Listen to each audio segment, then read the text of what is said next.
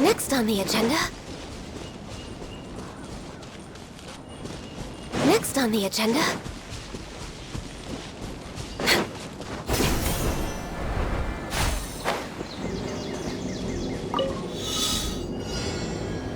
Next on the agenda...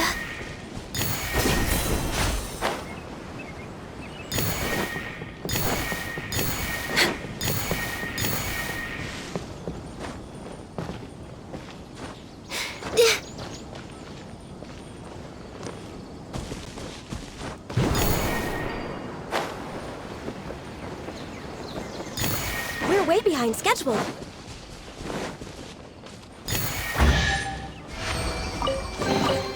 There's nothing wrong with reaping a reward every now and then.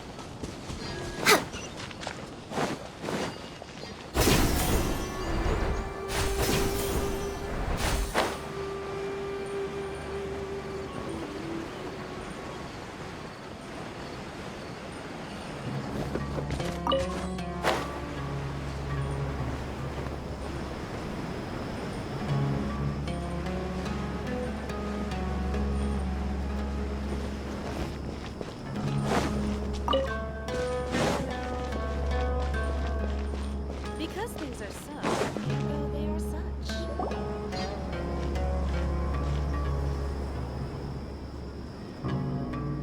We finally made it to Caravan Rebot. It's pretty lively here. So, just past this wall is the desert, huh? Oh, wow. Paimon remembers hearing people call this the Wall of Samiel. It's made to block sandstorms from the outside. Oh, if it's this tall, it's gotta be the divine work of Greater Lord Rukkhadevata. Enough gawking. Come on, follow me. Huh? Over here. Oh, Haytham went that way! Let's hurry up and follow him. Wonder what he's up to.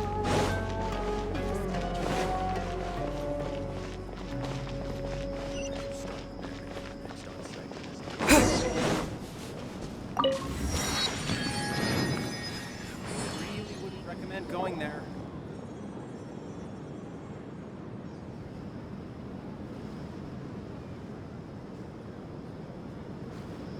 What the... Where did he go? How did we lose him? They were just here a second ago. More Eremite mercenaries? Who are they working for this time? You were too careless. You should have noticed those hopeless amateurs trailing you a long time ago. There's no need to thank me. I've never cared to keep track of personal favors. All I did was correct a mistake I happened to come across. It's a habit I developed at the Academia. You really gave Paimon a scare, Alhaitham. We never thought we'd run into you here. Last time we met at Port Ormos, didn't you say you were going back to the Academia? Wait, don't tell Paimon that you're here to take us back on their orders! Oh, so you've already landed yourselves on the Academia's hit list. I can't say that I didn't expect it. However, had I wished to turn you over to the Academia, don't you think you'd already be the Eremites' honored guests by now? Oh, right. You do have a point. I have no interest in running errands for that project. As a scholar, I've always belonged to the camp that promotes researcher autonomy. And these days, you're more fascinating than anything the sages can offer. Not quite. To tell you the truth, I'm still investigating the Divine Knowledge Capsule. Unfortunately, I've run into some difficulties. Everyone says the capsule originated in the desert and was eventually moved to Port Ormos. If I am to get to the bottom of this, I must understand how the capsule first came to be. Which brings me back to you, and why you're so interesting. The leader of Ain al-Ahmar used the Divine Knowledge Capsule right in front of you. And upon seeing him, your expression became perplexed, and you were lost in thought for quite some time. To have that kind of reaction, I think you must have realized something. Are you interested at all in sharing what you've been hiding from me?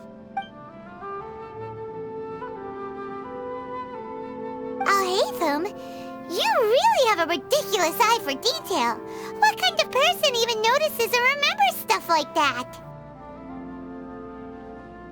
So that's your answer. Well, I do work for the Academia after all. So considering that, it is indeed wise to keep your cards close to your chest. But that does prove you do have some undisclosed information about the Divine Knowledge Capsule. Am I right? No matter. Rather than simply learning the answers from you, I'd still prefer to investigate on my own. That's right! We have the same plan as you! But we don't— Then I'd suggest starting with Aru Village. It's the largest settlement in the desert, so it'll probably have more resources and intel than anywhere else. Well, would you like to head there together? It's always better to travel with—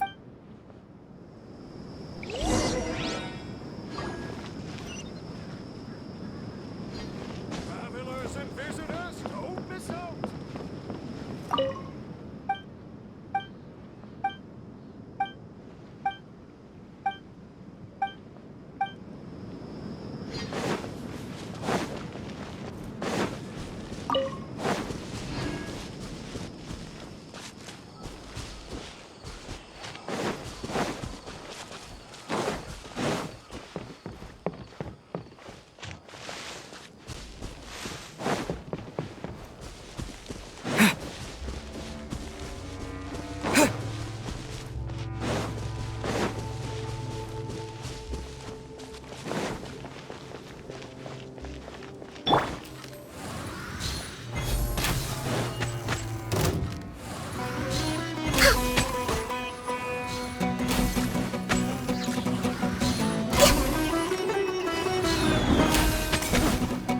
That tingle?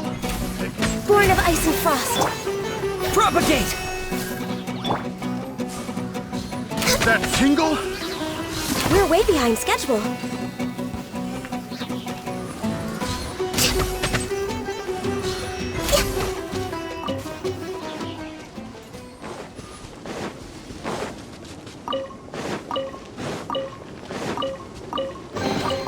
There's nothing wrong with reaping a reward every now and then.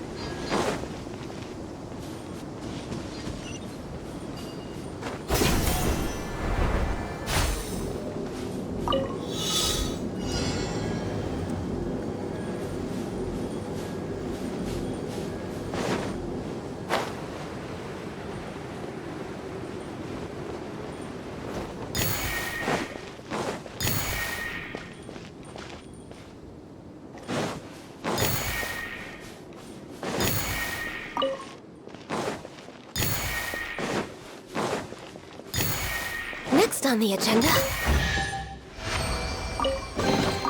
There's nothing wrong with reaping a reward every now and then.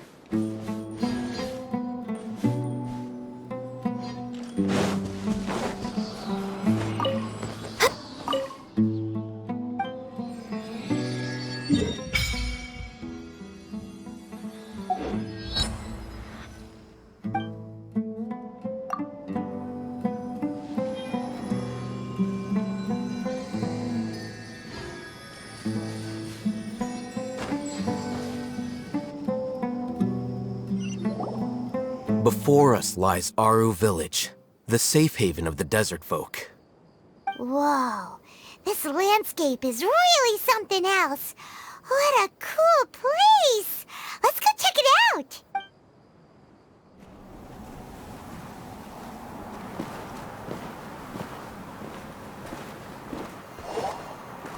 Wow!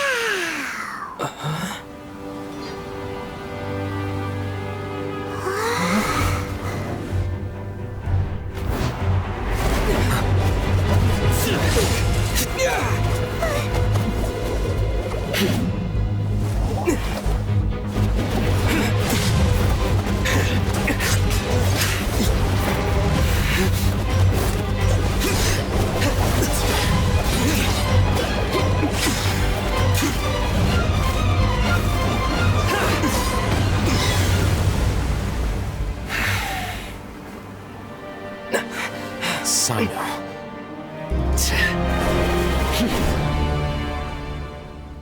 Unless my memory fails me, we have barely spoken 2 words to each other before now at the Academia. Would you care to enlighten me as to when and how I invited the General Mahamatra's wrath? Alhaitham, do not think you can escape my judgment just because you managed to escape my attack. Judgment? So that's how you'd characterize your actions here, is it? Or would elimination perhaps be a more accurate description? Had I used my full strength, not even this traveler would have been able to stop me. Though styled like an assassination, I sought only to ensure that my target would be unable to flee or resist. Standard practice for the Matra, as well you know. Seemed to me more like your own personal touch. Who is that, Alhaitham? Did you call him General Mahamatra? Yes. General Mahamatra Sino, head of all the Matra at the Academia. He's a formidable hunter, and the ultimate nightmare for any who have committed academic crimes. You seem to have placed a lot of trust in Alhaitham, to the point of blocking an attack for him. If I were you, I'd never choose to side with him. I wouldn't believe a single word that comes out of his mouth. I have been pursuing this scribe for a long time. I urge you, stand back and do not seek to defend him any longer. Otherwise, there will be consequences.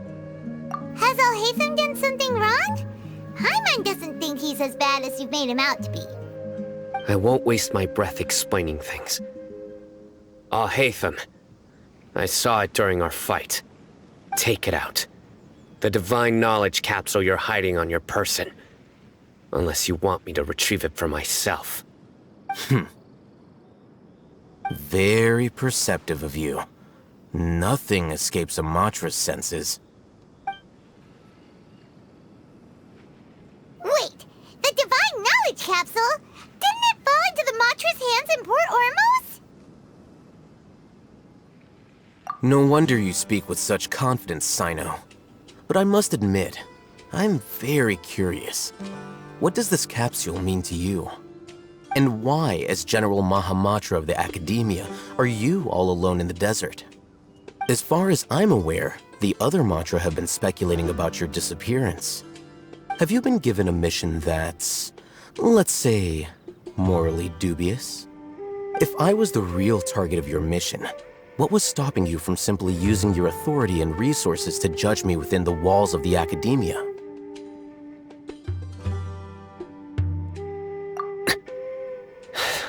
I should have known you'd be difficult to deal with. You two! Ugh! What you would do, Traveler? Paimon feels like we can't trust either of them! Ahem. Well, look at you two, acting all tough and self-righteous over there. Wait, Dia? Great! Finally, someone that we can trust! You gotta help us out here, otherwise these two are gonna start fighting again! Yeah, sure looks that way. Two giants from the Academia duking it out once and for all. Not something you get to see every day, that's for sure. Listen, I know you academic types love to fill up your big brains with self-righteous morality and lord your empty rules and virtues over each other. But how dare you bring your petty disputes into the safe haven of Aru Village? It seems like someone's gonna have to beat some sense into your thick skulls until you finally learn to respect these grounds.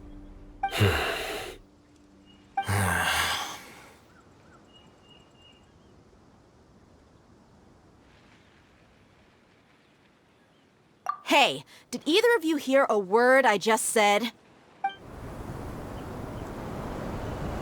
Whoa, what's going on?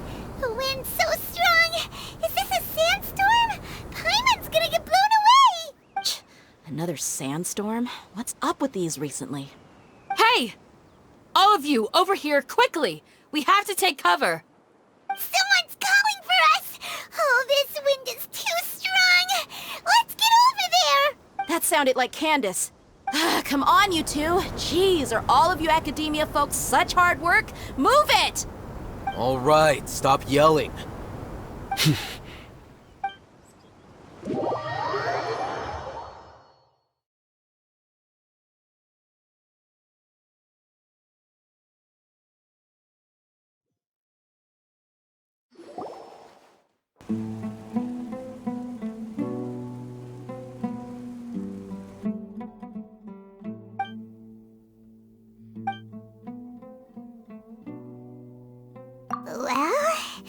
This is pretty awkward. Hey, wanna play sardines with 3 people who wanna tear each other limb from limb? Sure, why not? Sounds fun. The air is so thick and heavy. Paimon can hardly keep floating anymore. My sincere apologies, everyone. This is the home of our village chief. I will have to ask you to make do with this small room until the sandstorm dies down. Please, let me introduce myself. I am Candace, protector of Aru Village. Our savior has come at last! Nice to meet you, Candace. The name's Paimon. Thank you so much for helping us. There's no need to thank me. It's only right to help each other when the weather gets rough. Wow, she's so gentle and caring, like a nice older sister. Unlike those guys over there. All right. Now that we're all better acquainted, we should as a guardian charged with the responsibility to protect my fellow villagers from harm.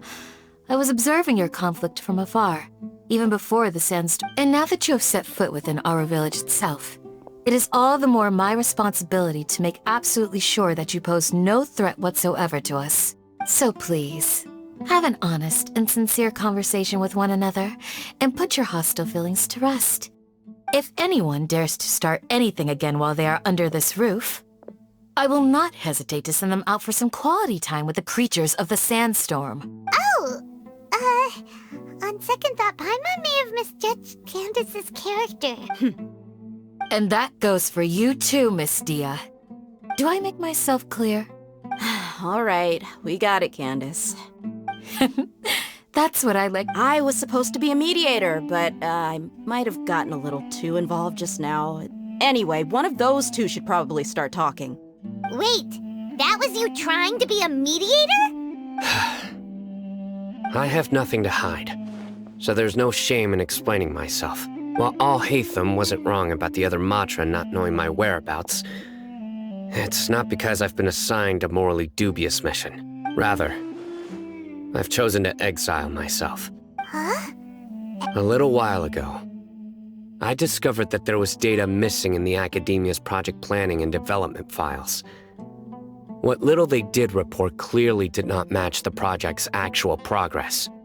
As General Mahamatra, I had the responsibility and authority to request an audit.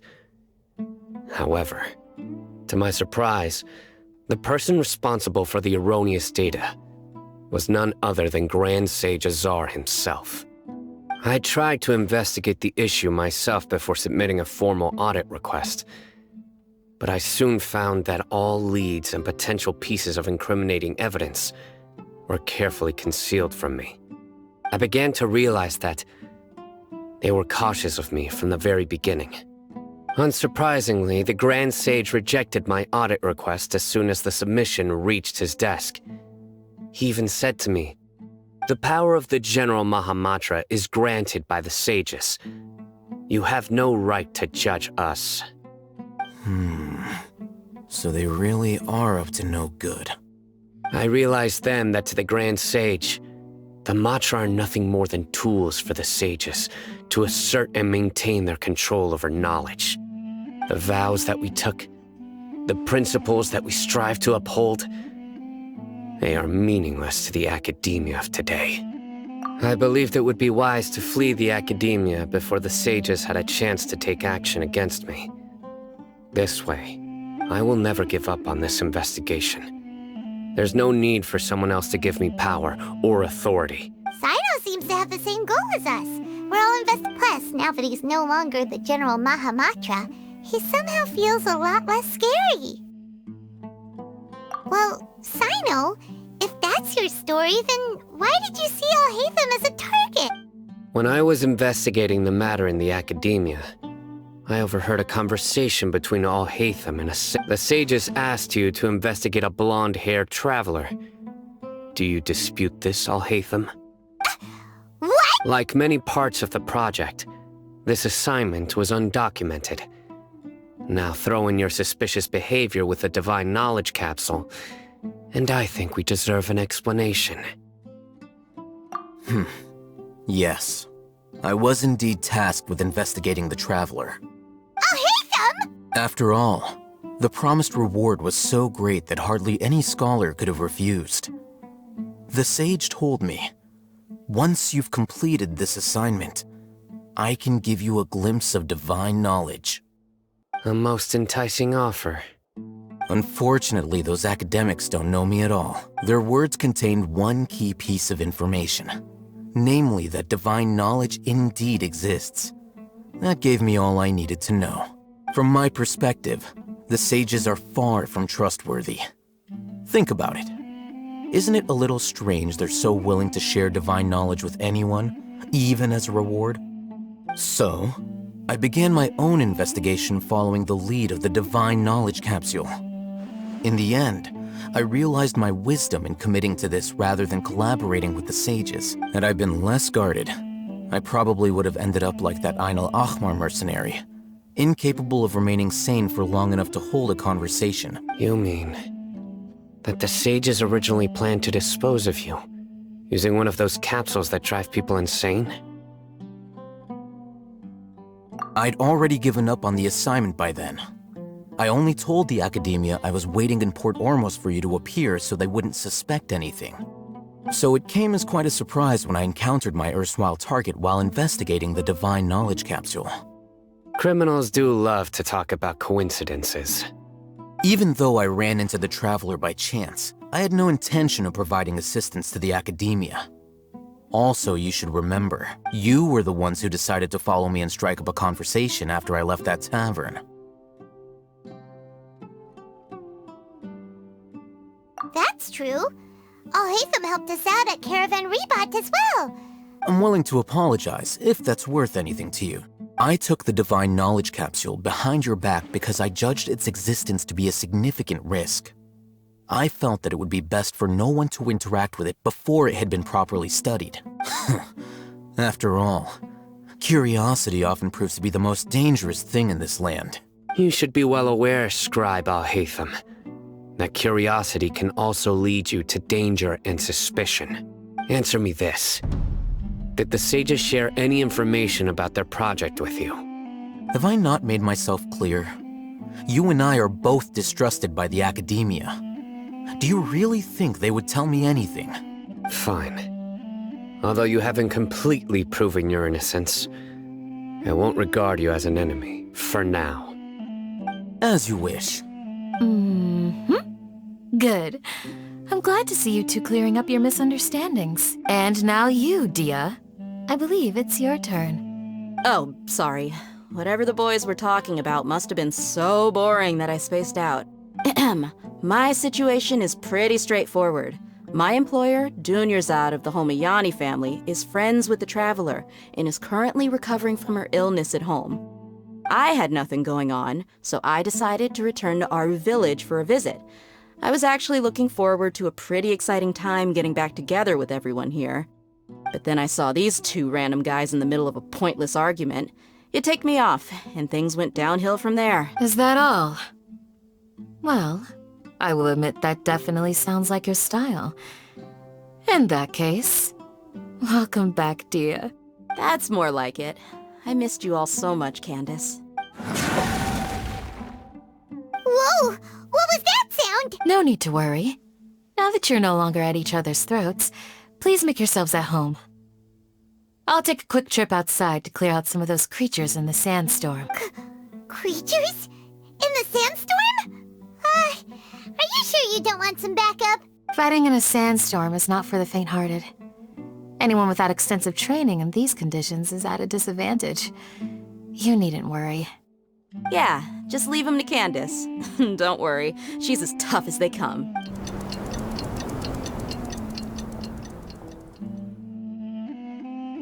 The wind's died down. That means the sandstorm's over, right? Candace still isn't back yet, though.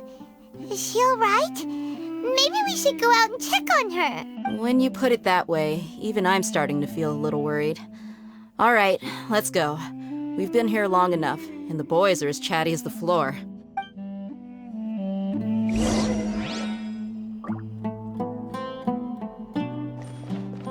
We're way behind schedule.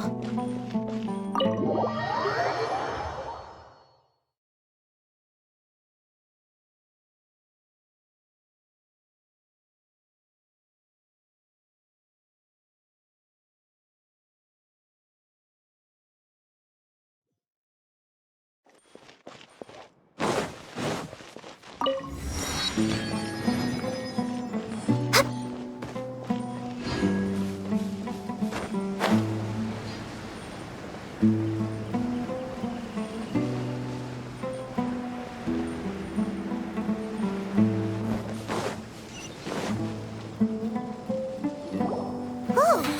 Candace, you're still fighting? You've been out here dealing with these creatures the entire time? Yes.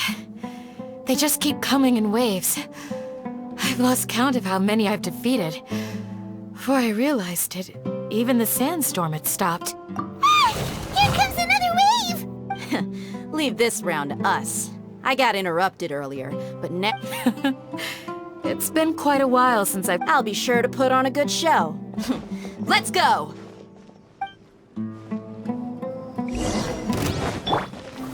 Stabilize! Right here, right now. Here! No touching!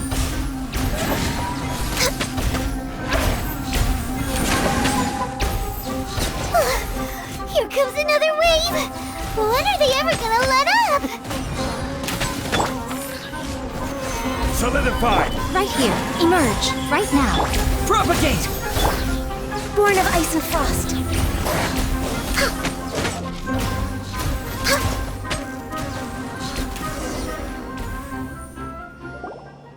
The creature stopped appearing. Was that the last of them? What we fought just now was probably the aftermath of the sandstorm. So we should be safe for the time being. Well fought, everyone. No injuries, I hope. Huh? Who are you? Ah, my apologies. I haven't had a chance to greet you yet. I had my hands full taking care of the village's elderly and children. I am the chief of Aru Village. Everyone usually calls me Uncle Anpu. Sir, I am also originally from the desert, but I have not been back for some time now. May I ask if such sandstorms are common? I can't say they've always been common, but recently the storms have become increasingly severe and frequent. Besides sandstorms, we also occasionally get earthquakes. According to an investigator who stayed in the village a while ago, these unusual natural phenomena are related to the withering of Irminsul. Another effect of Irminsul's withering. So, Irminsul's withering causes withering zones in the forest, and sandstorms and earthquakes here in the desert? Everything in the natural world is inextricably connected to Irminsul. These regional symptoms can indeed... Everyone in Aru Village needs to take good care of themselves. Speaking of which, why haven't I seen a single village keeper since I got here? Village keeper? Who are they? Village guards like Candace? Does your curiosity know no bounds? Village Keeper is how Aru Village refers to mad scholars exiled here by the Academia. Most of them are scholars who lost their sanity after a period of training in the Avidia Forest. The Academia believes that their crazed mutterings may have a negative effect on the psyches of other scholars. So, they're forcibly exiled to the desert. Though if you ask me, it's all a boatload of nonsense. Alas, that's exactly what we've been trying to investigate. One by one, the village keepers have been mysteriously disappearing without a trace. But no one in the village has ever seen them leave. If you're planning to stay around the village for the next few days, I'd appreciate it if you could keep an eye out for them. I've had encounters with those people in the past. I'll see what I can do to help. The Matra are the ones responsible for their exile. Now that you're no longer with them, are you trying to alleviate your guilt and atone for your past sins? I'm fascinated by how you think. Mock me if you will, but if you are guilty, I will eliminate you, regardless of my position or identity. Oh, you're the former General Mahamatra. You must be an expert in these kinds of investigations. Thank you for your help. Is it because you're reminded of Hypatia? Oh, these poor scholars. First they lose their sanity, now this! We need to help get them back home, safe and sound. Is it really a good idea to tag along with Sino? You seem like you really don't trust him. I'll be grateful for the assistance. No doubt you will do a better job than some of my former subordinates. Let's start by finding a spot to share what we know.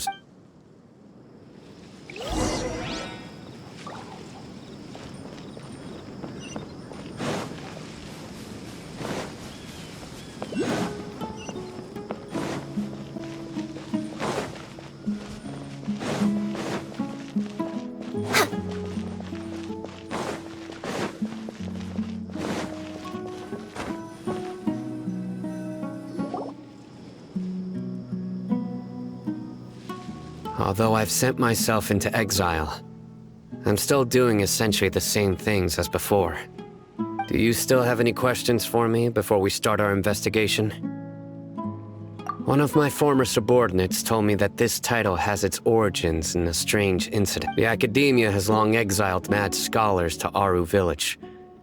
A mysterious phenomenon exists here. When mad scholars first arrive, they are as incoherent and deranged as before. But after spending some time here, initially, the people of Aru Village greatly resented having to take in the mad scholars. But a strange incident one night, Aru Village was struck by the strongest earthquake in living memory.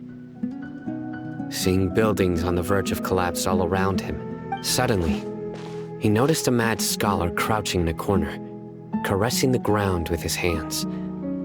A soft, green, despite the powerful tremors that ripped through the ground that night.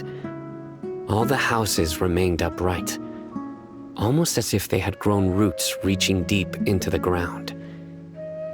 In the end, after that, the people of Aru Village treated the mad scholars with greater kindness. A soft green light? A mad scholar protecting Aru Village? What do you make of it, Traveler? Paimon thinks so too. Actually, Sino, do you know if any of the mad scholars continued to wear their Akasha terminals at Aru Village? In theory, they would continue wearing them so the Academia could still monitor their activities. With that said, the main Akasha system would no longer have any interaction with them. Oh, no wonder! Everything makes sense then! Add in the fact that they calmed down, it was probably Nahida who calmed them. If you are able to draw a conclusion from this one story alone, then it appears you possess much more information than I do. So, what do you make of the story?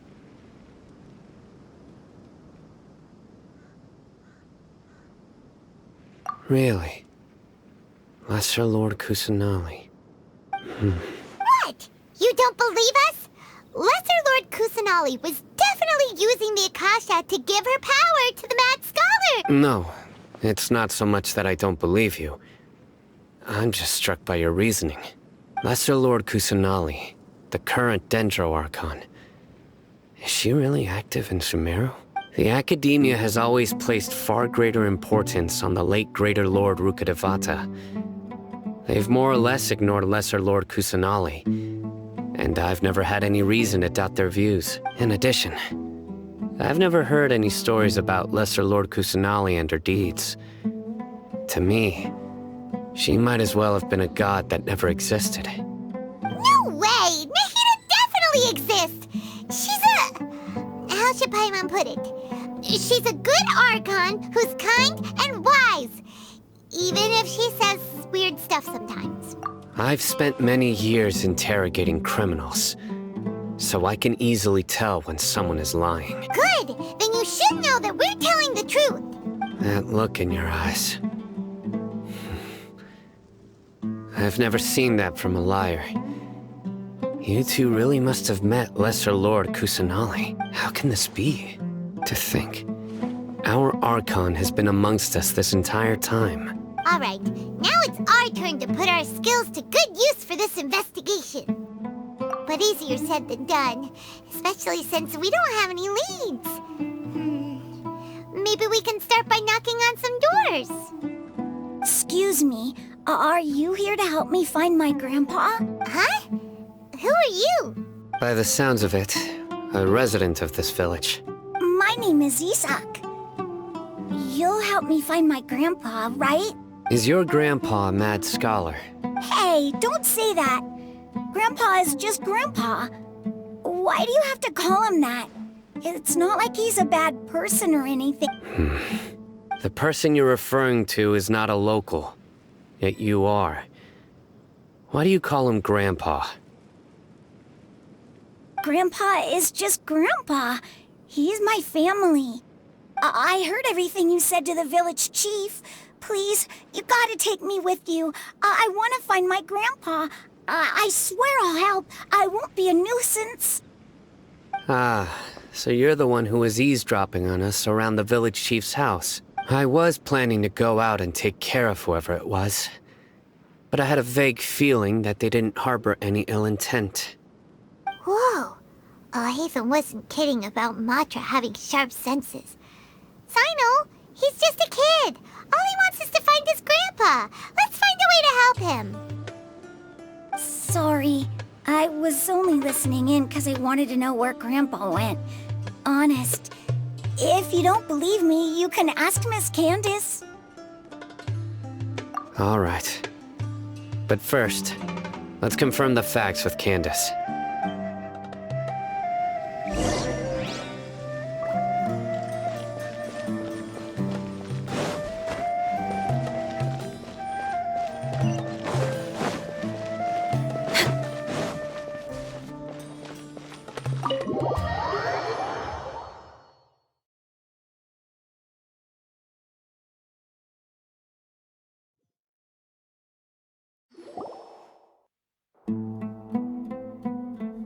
Sino is super vigilant. Is this what all the Matra are like? Ah, you're back already. We just wanted to confirm something with you. Do you know a boy by the name of Isak? I had a feeling he'd go looking for you. Huh? You knew this would happen? Yes. Although he tried his best to stay hidden, I still noticed him eavesdropping outside the window. He really wants to get his grandfather back. Isak's parents were both Aramite mercenaries who rarely returned to the village after finding employment in the city. He was raised by his grandfather. Unfortunately, it was only a few years before his grandpa passed away. Isak was still very young at the time, so various families in the village took turns caring for him so he could survive. Later, an elderly mad scholar arrived at the village. Isak thought the scholar bore a striking resemblance to his grandfather, and thus often spied on the man. However, the scholar was unkempt in appearance and incoherent in speech. Although Isak referred to the man as his grandpa, he was afraid and didn't dare to approach him. One summer night, the oft-mumbling and bumbling grandpa suddenly calmed down and seemed to become more lucid.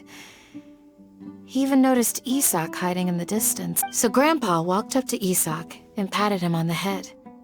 He even took Isak to the entrance of the village, where he patiently taught the boy the names of the stars, and accompanied him. The next morning, Isak woke up and wanted to go find his grandpa again, only to realize his grandpa no longer recognized him. However, even so, Grandpa retained his calm expression. It's said that those who saw the scholar claimed he no longer appeared to be crazy, but appeared to be living in his own world, almost as if he were sleepwalking. Isak was thrilled that his grandpa was able to find peace, and would follow him all the time, asking him things like, "Grandpa, want me to take you somewhere fun?" or, All this somehow just makes Paimon feel really sad. It seems like they... perhaps. Nearly everyone who lives in the desert has some form of hardship or regret. But even so, we must still... It's also my reason for fighting. I must...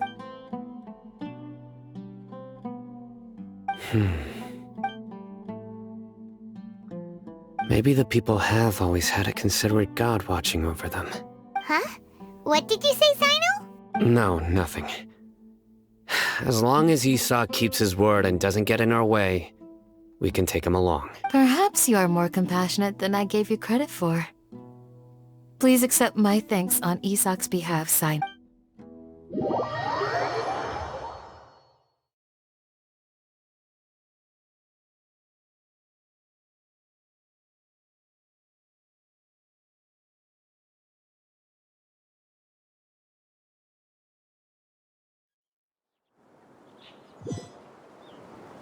Hey, Isak!